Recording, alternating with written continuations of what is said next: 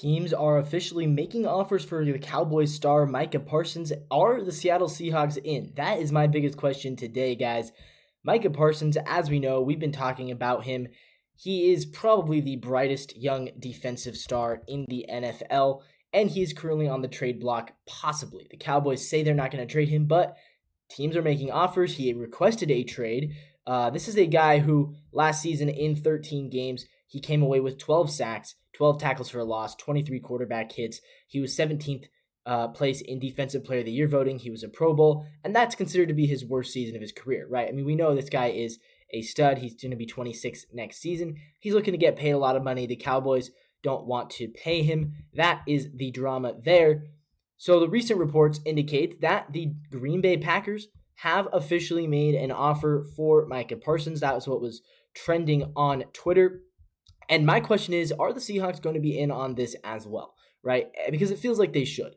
If you're the Seahawks, you are a defensive backboned team, right? The Seahawks have had this kind of mantra in the past 10 years with Pete Carroll and now again with Mike Macdonald. This mantra of we're going to run the ball, we're going to play good defense. That has always been their story. That's always been their way of winning games. And Micah Parsons adds to that, right? It's not that the Seahawks don't have a good defense. I'm not trying to talk poorly about the current guys that we have on the defense because their defense is good. Don't get me wrong. Micah Parsons, though, is probably the best player. He would be the best player if we acquired him on our defense, and he would bring your defense to another level. He brings you from great to elite, right? He brings you to from top 10 to top 3, maybe even to the best, right? So why shouldn't the Seahawks be in? The cost? Maybe the cost. Maybe they're looking at, do we want to give up 2 first-round draft picks to get Micah Parsons? I don't know. They might not. But they might be thinking, do we want to pay him in the future, right? Do we want to extend him and pay him $40 million a season? And again, maybe they don't want to. I would, because at the end of the day, your goal is to win a Super Bowl, right? Your goal is to bring the trophy back to Seattle. And if that is your number one goal, then you need to be trying to acquire the best players possible. Now, according to Ricky Scopes on Twitter, he says he does not think that Micah Parsons will be traded, but he says the Packers do have a very serious trade offer on the table.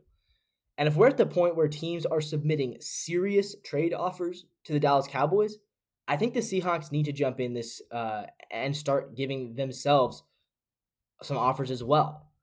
And I don't know what that offer looks like. Is it 2 first-round picks? Is it a first and a second? I don't know. But when Micah Parsons says, I want to be traded, and other teams are now offering trades for him, at that point, it's like, okay, it's go time, right? There's a chance this thing could happen any day. And I sure as hell don't want Micah Parsons going to one of the Seahawks' rivals. I mean, can you imagine in the NFC playoffs, if you're the Seahawks, do you want to be playing against Micah Parsons on the Rams or on the Packers or on the Eagles or the Commanders or the Lions or any of those teams? Because I don't. When I'm in the playoffs, and I do think the Seahawks are going to be in the playoffs, we'll talk about that in a little bit. But when I'm the Seahawks and I'm in the playoffs, I want Micah Parsons on my side. Or at least I want him over in the AFC where he can't cause me any problems. But I don't think Sam Darnold wants to be playing against Micah Parsons when we're in the playoffs and we're playing against the Green Bay Packers. I'd rather go get him yourself because it's not just about strengthening your team. It's about making sure that your rivals don't get strengthened as well. So part of that is, you do have to kind of play defense. And, if the Packers are offering one thing and let's say the Rams jump in there, the Niners or somebody else, you got to jump in there too, even if you're not planning on getting him, just for the sake of not letting somebody else get him, just for the sake of raising the price tag, of making them overpay, because you don't want one of your opponents to get one of the best players in the NFL for a cheaper price than you could have got him at. It just doesn't make any sense. All right, but that's enough Micah Parsons talk for today. I feel like we're beginning to hit a wall with these discussions because, again, we have no clue if the Seahawks are even in on Parsons. I really hope they are, but I haven't heard that. Let's talk about an ESPN article. They ranked the Seahawks defensive line as the best in the league. So that's huge. And again, I keep coming back to it. This is the last time I'm going to mention him. You already have the best defensive line. Now go get the best linebacker available and let's win the Super Bowl. But let's move on. The defensive line has no equal according to ESPN. Again, the roster far from perfect, but their interior defensive line is incredible. And here's what ESPN writes, quote, a contender for this honor 1 year ago, the Seahawks remain stacked up front with Leonard Williams leading the way. Williams is still playing at a superstar level at 31. In fact, he had his best season of his career last year. He led all interior linemen with 11 sacks and ranked 4th with 35 pass rush wins last season. Jaron Reed and Jonathan Hankins are also back. And 2024 first-round pick Byron Murphy II is a candidate for a second-year leap after a solid rookie showing. Yeah, that's huge. They're also going to be rotating in some edge rushers into the inside of the defensive line as well. That includes DeMarcus Lawrence, a 4-time Pro Bowler who just got signed, taking the place of Draymond Jones. And they also have, obviously, the edge rushers on the outside. It's also a good group of edge rushers, right? Guys like Boye Mafe, Uchenna Nwosu, Derek Hall. So this is a good defensive line. And I'm glad to see that they're getting some love. Glad to see that they're getting some praise. Just because, at some point, the Seahawks do need to be recognized. And I think sometimes in the past 5-6 years, we've kind of fallen under the radar. Where else did we rank? In quarterback, we did not crack the top 16. We actually ended up 21st in quarterback. So not great. And they are giving the entire quarterback room, by the way. So it's not just saying Darnold's the 21st best. They are including Milroe and Drew Lock into that calculation. Looking at running back, they actually put the Seahawks in the top 10, just barely at number 10. So that's actually very similar to where I ranked the running back room when I kind of did my rankings.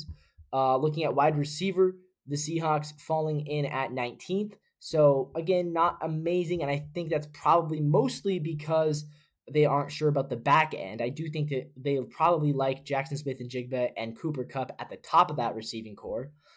Tight end, the Seahawks coming in at 26. So they are not a fan of our tight end core. And I get it. It's a young, new tight end core.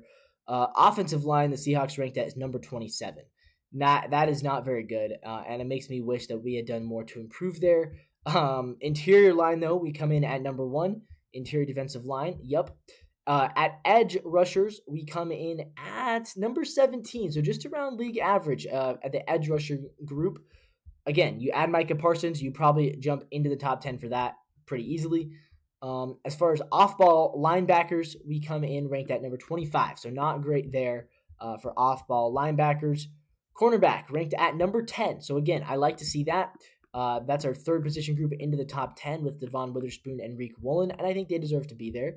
At safety, Seattle is ranked from number 14. Again, I think they can actually improve on that. If Nick Emenwari truly can break out of his shell, I think they can definitely improve from 14th.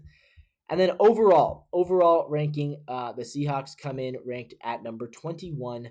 And so, yeah, it's not a great look to be number 21. I ranked us a little bit higher. I put us kind of around like the 15, 16, 17 range. But yeah, that's where ESPN sees us, number 21. But yeah, 3 position groups in the top 10, running back, cornerback, and at number 1, the best interior defensive line in the league goes to the Seattle Seahawks. Love to see it. All right, let's talk about one more ESPN article. The latest on ESPN, they give every team the floor. What's the worst case scenario, right? The worst case scenario. They also give the ceiling. So the best case and worst case scenario. I want to talk about the floor today. Tomorrow we're going to talk about the ceiling. Here's what they say on the floor, though. They give us a floor of 6 and 11, and they say the biggest X factor is the offensive line. They say, quote, rookie, this is according to Brady Henderson of ESPN, quote, rookie left guard Gray Zabel, the team's 2025 first-round pick, might be the only upgrade Seattle made to a starting 5 that was often overmatched in 2024. The biggest reason for optimism, however, isn't with the personnel as much as it is with the coordinator. Between running the ball, getting the quarterback outside the pocket, and operating less out of the shotgun, Clint Kubiak is running a scheme that will make life much easier on the O-line than that of his predecessor, Ryan Grubb. The swing factor within the swing factor is whether right tackle Abe Lucas, who has flashed dominance when healthy, can stay on the field. So yeah, they're very concerned about our offensive line. I get it. It's been our weakest point for quite a while at this point, for the better part of 10 years. So yeah, I get it.